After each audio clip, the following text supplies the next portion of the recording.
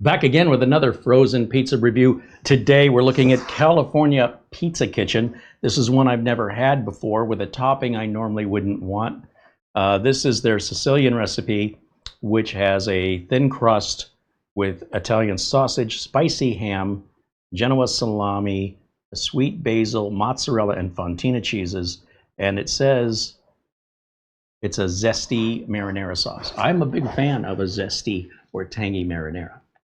Not spicy, but zesty. And so the way they're describing that sounds great. And you know, we haven't done a California Pizza Kitchen pizza on this reviews before, and we will also do the cheaper, more common frozen pizzas like Tony's and Red Baron and Freshetta and DiGiorno.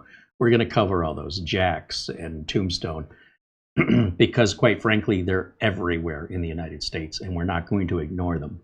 But I'm kind of procrastinating because I'm not looking forward to that. California Pizza Kitchen is going to be a bit more expensive, generally speaking. And I'll put the price right now before we cook it. I'll put the price right over here. This is what we paid for it. And we picked this up, I believe, at Safeway. Let's take a look at how it is in the box. And I will tell you, the thing about California Pizza Kitchen restaurants is they were making really weird pizzas. Kind of these new agey, California-inspired, hippie. And I was never a fan. But, you know, when it came to like a regular margarita or pepperoni pizza, they were fine. But that's not what they're known for. They're known for these really bizarre pizza toppings. And the story of California Pizza Kitchen's business and how many times it's been sold and been near bankruptcy and how many times it's changed just to try and stay relevant is a whole story on itself. The fact that they still exist today, given the number of challenges, just goes to show if you put enough money into something, you can hopefully work through whatever the problems are and get it figured out and become successful again. So they're somewhere in the middle between their peak many years ago to where they are today, but at least they're not gone. Now, maybe we wish they were. I don't know, because we'll have to see how this comes out. Let's take a closer look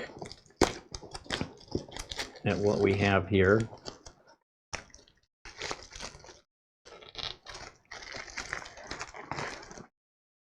Okay.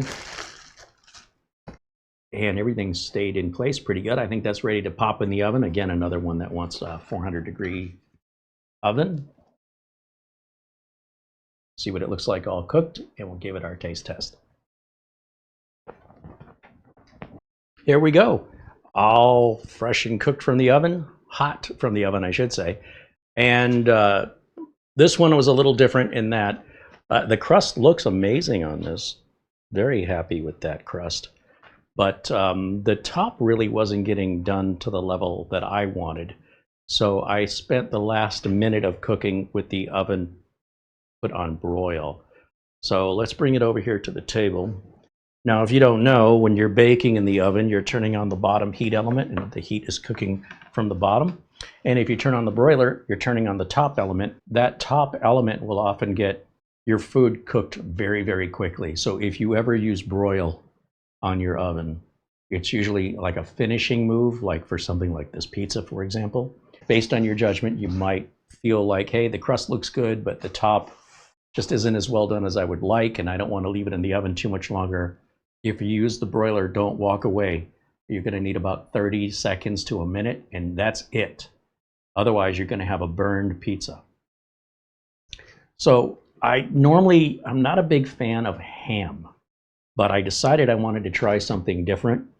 And I'm also not a big fan of sausage. These aren't things that I necessarily avoid. If they're there, I might have them, but I don't crave after them. And I thought, let's step outside of my comfort zone and give this a shot just to mix things up a little bit. All right, here we go.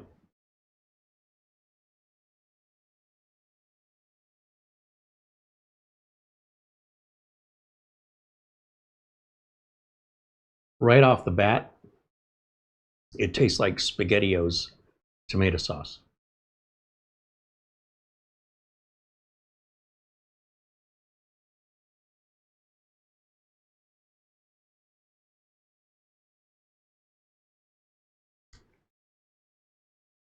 Mm-mm. I didn't want SpaghettiOs. The crust is fine. It's a thin crust. It's pretty flavorless. It does the job. It's cooked well. I think that they did a good job with the crust. Let me get into some of the meats here and see if that makes it better or worse.